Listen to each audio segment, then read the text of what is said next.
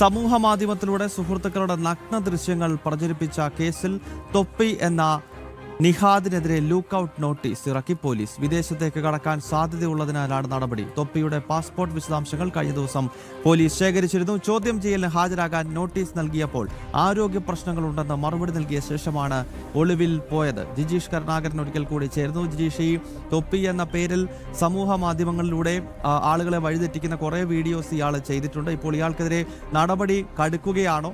ആള് മുങ്ങിയിരിക്കുകയാണല്ലേ?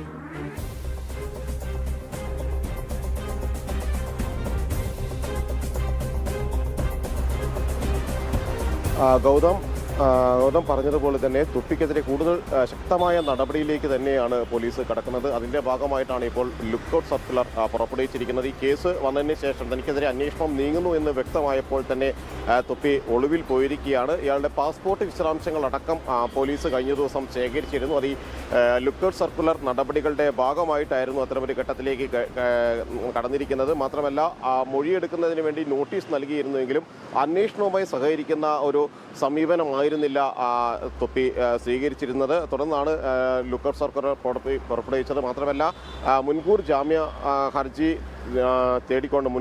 തേടിക്കൊണ്ട് കോടതിയെ സമീപിക്കുകയും ചെയ്തു. എന്നാൽ മുൻകൂർ ജാമ്യം നൽകരുത് എന്നും തുടർച്ചയായി കേസുകളിൽ ഉൾപ്പെടുകയാണ് എന്നതടക്കമുള്ള കാര്യങ്ങൾ പോലീസ് ചൂണ്ടിക്കാണിച്ചുകൊണ്ട് പോലീസ് കോടതിയിൽ റിപ്പോർട്ടും നൽകി. ജാമ്യാപേക്ഷ ശക്തമായി തന്നെ എതിർത്തിരുന്നു. എറണാകുളം സെഷൻസ് കോടതിയിലാണ് തൊപ്പി മുൻകൂർ ജാമ്യാപേക്ഷ നൽകിയിരുന്നത്. ലഹരിമരുന്ന് ഉപയോഗം, ലൈംഗിക ചൂഷണം, അശ്ലീല ദൃശ്യങ്ങളുടെ പ്രചരണം അടക്കമുള്ള ഗുരുതരമായ കുറ്റങ്ങൾ തന്നെയാണ് തൊപ്പിക്കെതിരെ ഉയർന്നിരിക്കുന്നത്. അതുകൊണ്ട് തന്നെ വിശദമായ ഒരു അന്വേഷണത്തിലേക്കാണ് പോലീസ് നിലവിൽ കടന്നിട്ടുള്ളത്.